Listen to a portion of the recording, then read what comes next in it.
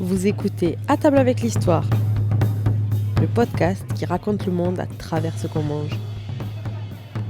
Chaque épisode, une époque, un plat, une histoire.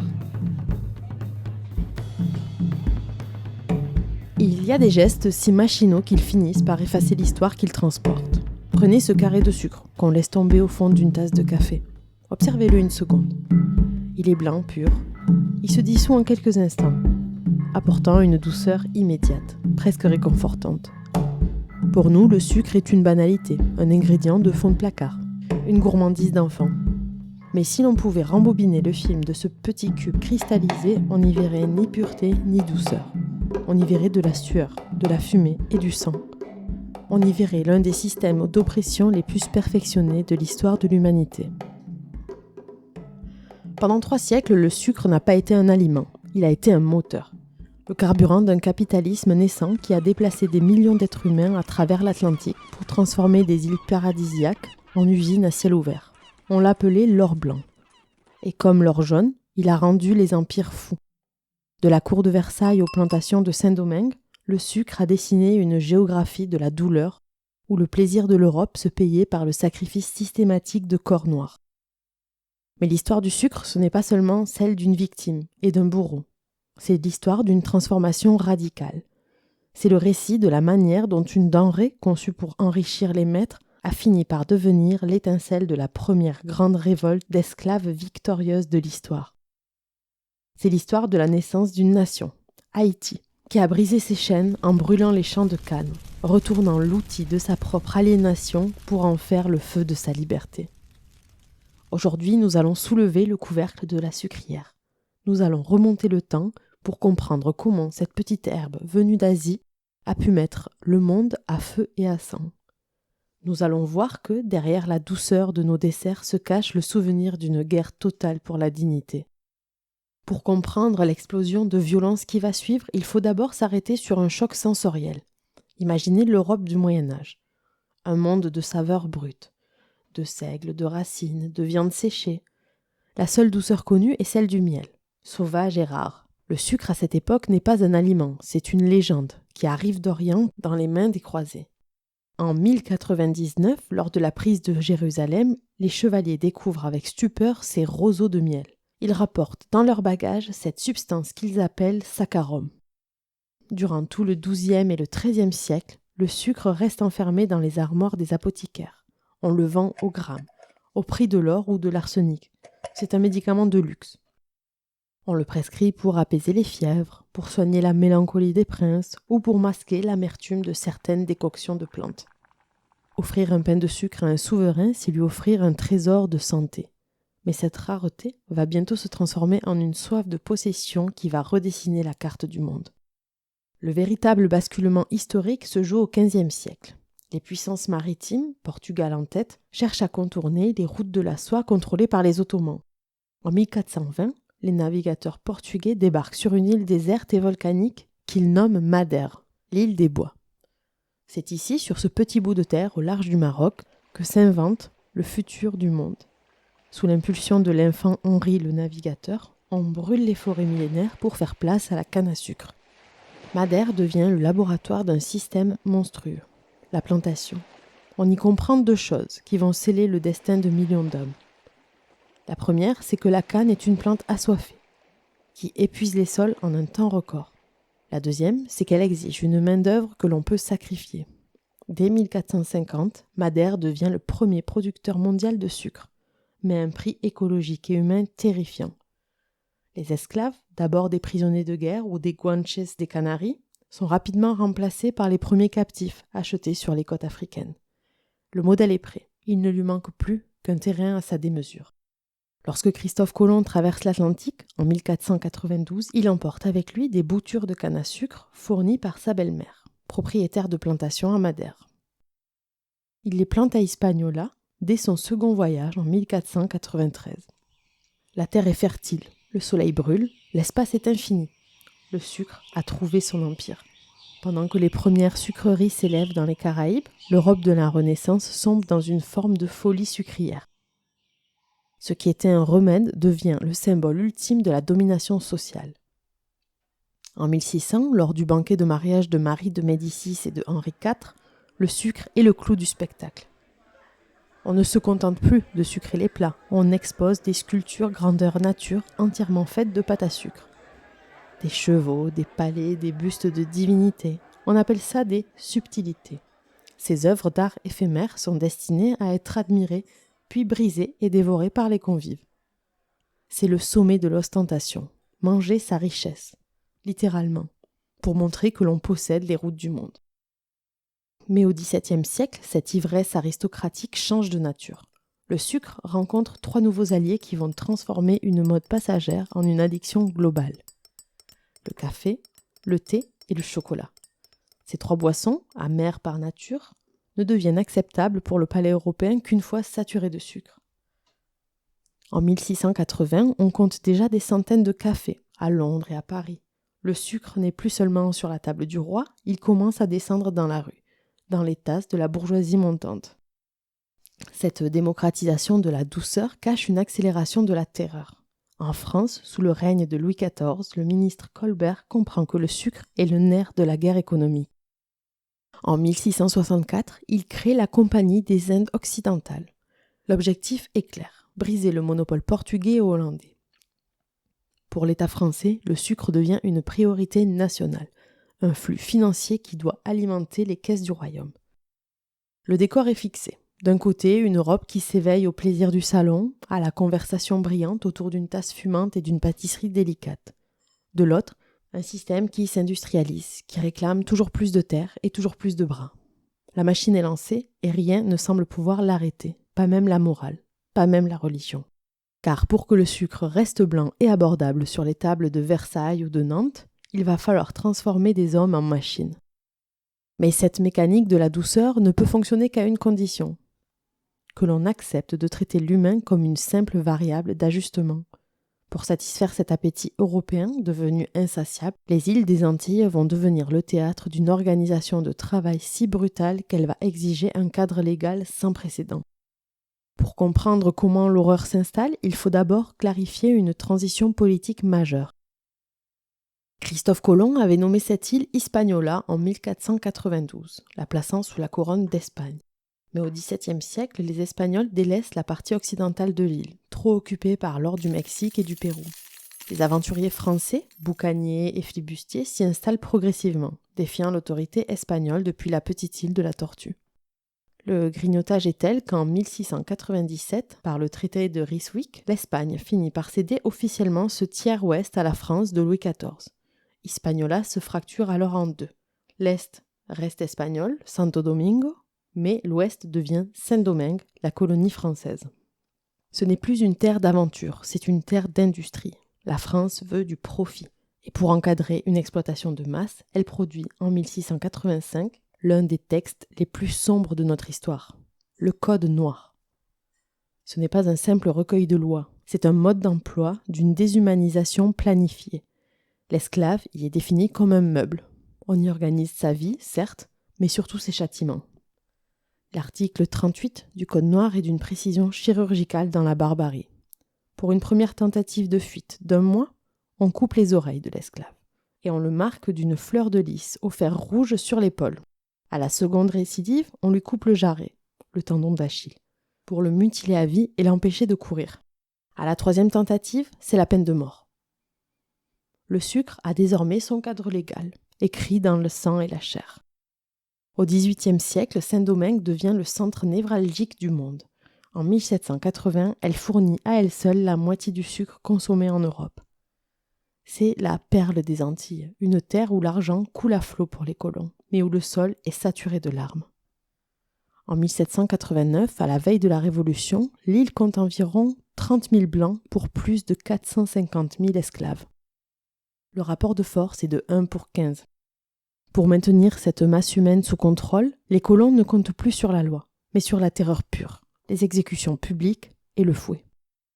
Entrons maintenant dans une habitation, ce nom pudique donné aux plantations sucrières. L'habitation n'est pas une ferme, C'est une usine de pointe. La vie y est rythmée par la cloche, du lever au coucher du soleil. La canne à sucre est une plante de l'urgence. Une fois coupée, elle fermente en quelques heures. Il faut la broyer immédiatement. Dans les champs, sous un soleil qui cogne à 40 degrés, les esclaves s'enfoncent dans des murs de canne hautes de 3 mètres. Les feuilles sont tranchantes comme des rasoirs, lacérant la peau nue. On coupe à la machette, on transporte des ballots de 50 kilos sur le dos et on ne s'arrête jamais. Mais le véritable cœur des ténèbres, c'est la sucrerie. Le bâtiment est une fournaise. On y travaille souvent de nuit, à la lueur des torches, pendant la saison de la récolte qu'on appelle la rouaison. Les moulins à bêtes ou à eau écrasent les tiges pour en extraire le jus, le vezou. C'est un travail d'une dangerosité absolue. Si la fatigue fait glisser la main d'un esclave entre les cylindres de fer du moulin, le commandeur, toujours armé d'une hache, tranche le bras sur le champ pour éviter que le corps entier ne soit happé et ne vienne gâter la récolte. Le profit passe avant le membre, avant la vie. Le jus est ensuite versé dans une batterie de chaudières de cuivre. On fait bouillir, on écume, on transvase. La chaleur est telle que les hommes s'évanouissent. Les brûlures au 3e degré sont quotidiennes. Dans cet enfer de vapeur et de mélasse, l'espérance de vie d'un homme arrivant d'Afrique ne dépasse pas 7 à 10 ans. Le calcul des planteurs est d'une froideur mathématique. Il est plus rentable de consommer un esclave par le travail forcé et d'en racheter un nouveau grâce au bénéfice du sucre que de le nourrir correctement. C'est le triomphe d'un capitalisme de la mort. Pendant ce temps, à Nantes, à Bordeaux ou à Liverpool, la bourgeoisie s'enrichit. Le sucre finance tout, les façades sculptées des quais de la Loire et les théâtres. En 1789, la France importe plus de 80 000 tonnes de sucre par an. Le sucre est devenu le liant de la civilisation des Lumières. Voltaire, Montesquieu ou Rousseau débattent de la liberté et du contrat social dans des salons parisiens en versant du sucre de Saint-Domingue dans leur café. L'ironie est tragique. La philosophie de la liberté est littéralement sucrée par l'esclavage. Cependant, dans le silence des nuits de Saint-Domingue, la domination craque. Malgré l'interdiction de se regrouper, les esclaves créent des ponts invisibles. C'est le marronnage. Certains s'enfuient dans les mornes, les montagnes escarpées du centre de l'île pour former des communautés libres. Et il y a le vaudou, cette religion de résistance née du mélange des cultures africaines. Sous le couvert de cérémonies, les esclaves se réapproprient leur identité, leur nom et leur force. En 1789, quand les nouvelles de la Révolution française atteignent les ports de l'île, le climat change. Les colons blancs veulent la liberté de commercer sans payer de taxes à Paris. Mais ils ne voient pas que les mots liberté et égalité sont des traînées de poudre. Pour les 450 000 esclaves de Saint-Domingue, la révolution n'est pas un concept abstrait. C'est une promesse de fin du monde. Le système du sucre a créé une armée d'hommes qui n'ont plus rien à perdre, sinon leur chaîne. La machine à broyer a fini par produire son propre poison. En août 1791, une simple prière dans une forêt de caïmans va transformer les champs de canne à sucre en un brasier géant, faisant basculer l'histoire du sucre de la servitude à la libération. Le système de Saint-Domingue semblait indestructible, protégé par l'océan et la puissance de la marine française. Mais en août 1791, tout bascule. L'air de l'île, d'habitude saturé par l'odeur du sucre et de la mélasse, va soudainement se charger d'une odeur de cendre et de poudre. Le sucre, moteur de la servitude, va devenir le combustible de la libération. Tout commence par une nuit d'orage. Le signal ne vient pas d'un général en uniforme, mais d'une cérémonie mystique. Dans la nuit du 14 août 1791, au lieu dit du Bois Caïman, des centaines d'esclaves se réunissent secrètement sous la direction de Duty Boukman, un prêtre vaudou, et Cécile Fatiman, prêtresse. Sous la pluie tropicale, ils jurent de vivre libres ou de mourir. Le vaudou, cette culture de l'ombre que les colons méprisaient comme une superstition de sauvages, devient le ciment politique et spirituel de l'insurrection. Quelques jours plus tard, le 22 août, la plaine du Nord s'embrase. Imaginez la scène. En une seule nuit, des esclaves retournent leur outil de travail contre leur maître. Les machettes qui coupaient la canne coupent désormais les chaînes. Les torches qui éclairaient la sucrerie servent à brûler les habitations. En quelques semaines, plus de 1000 plantations sont réduites en cendres. Le ciel de Saint-Domingue devient noir de fumée. Une fumée qui sent le sucre brûlé et la fin d'un monde. C'est une vision d'apocalypse pour les colons. Leur or blanc s'évapore dans les flammes. Pour les insurgés, chaque champ de canne qui brûle est une page du code noir que l'on déchire. C'est dans ce chaos que surgit une figure historique monumentale, Toussaint Louverture. Ancien esclave, cocher de son maître, il s'est instruit en secret, lisant les classiques de la stratégie militaire et de la philosophie des Lumières. C'est un génie tactique. Il transforme cette masse d'insurgés en une véritable armée disciplinée. Il joue des rivalités entre les puissances coloniales, s'alliant tantôt avec les Espagnols, tantôt avec les Anglais, pour forcer la main à la France. En 1794, sous la pression de l'insurrection et des idéaux révolutionnaires, la Convention de Paris finit par abolir officiellement l'esclavage. Pour la première fois, la France reconnaît que les meubles de Saint-Domingue sont des citoyens. Pendant quelques années, Toussaint Louverture devient le gouverneur de l'île. Il tente un pari fou, relancer l'économie du sucre mais sans esclavage par le salariat. Il veut prouver au monde qu'un peuple noir libre peut être aussi productif qu'un peuple enchaîné. Mais à Paris, un homme ne l'entend pas de cette oreille. Napoléon Bonaparte. Pour lui, les colonies doivent rapporter un maximum de profit pour financer ses guerres en Europe. Le sucre libre coûte trop cher. En 1802, il commet l'irréparable. Il décide de rétablir l'esclavage et envoie une armada de 20 000 soldats d'élite menés par son beau-frère, le général Leclerc, pour mater la révolte et capturer Toussaint. Toussaint Louverture est arrêté par trahison lors d'une entrevue et déporté en France. Il meurt de froid et d'épuisement dans une cellule du fort de Joux, dans le Jura, en avril 1803. Napoléon pense avoir décapité la Révolution, mais il se trompe. En décapitant le mouvement, il ne fait qu'enrager le peuple. Un nouveau chef surgit, plus radical, plus impitoyable.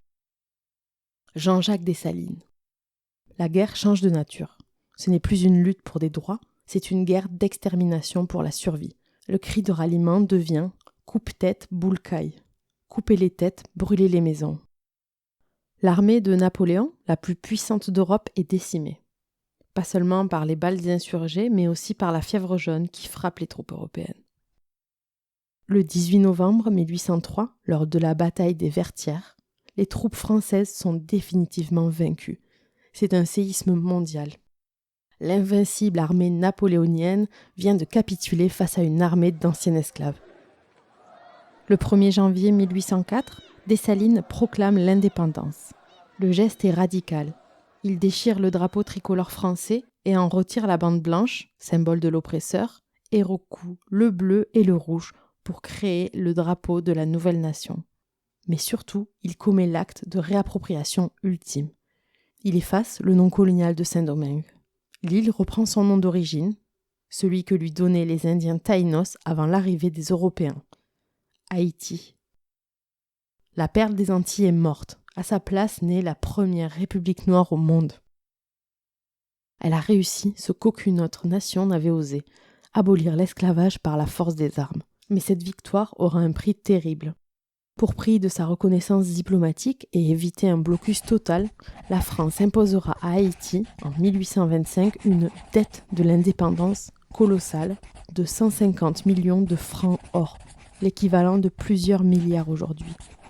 Le sucre, qui avait bâti les ports de Nantes et de Bordeaux, va maintenant servir, pendant plus d'un siècle, à payer une rançon pour le simple droit d'être libre. Haïti est debout, mais elle est étranglée financièrement dès son berceau par ceux qui l'ont exploitée. Pourtant, l'essentiel est fait. Le sucre a perdu sa capacité à enchaîner les âmes. Il est devenu la preuve vivante qu'aucun système, aussi rentable soit-il, ne peut étouffer indéfiniment le désir de dignité d'un peuple.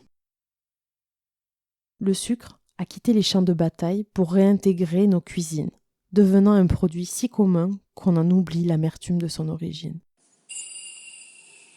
Nous voici revenus au point de départ.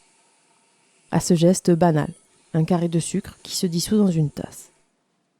Après avoir traversé les siècles et les champs de bataille de Saint-Domingue, ce geste n'a plus la même saveur.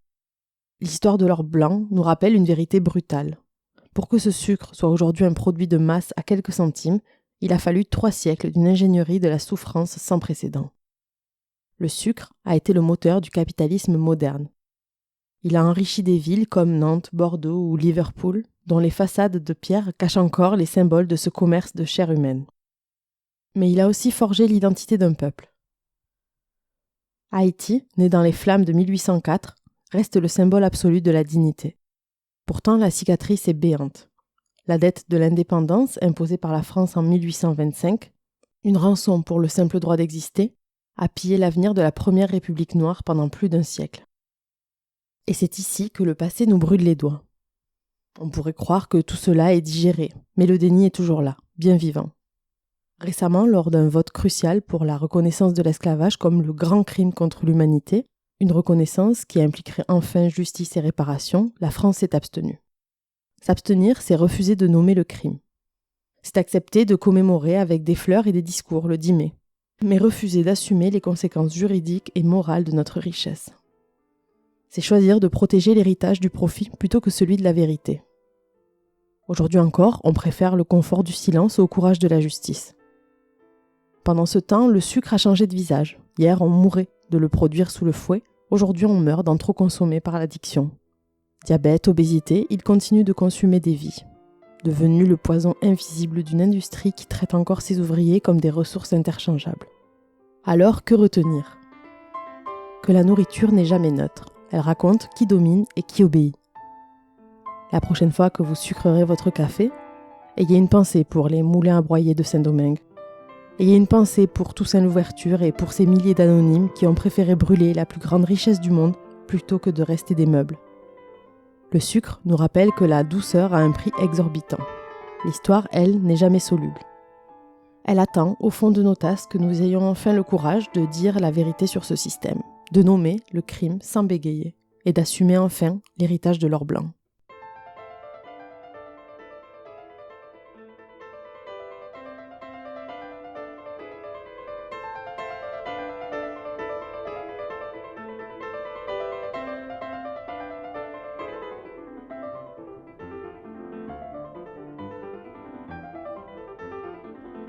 Vous étiez à table avec l'histoire. Ici, on raconte le monde en commençant par l'assiette. Rendez-vous dans 2 semaines pour la suite du menu. Et si l'épisode vous a plu, pensez à vous abonner, laissez une note ou un petit commentaire. Ça aide vraiment le podcast à se faire une place. À bientôt!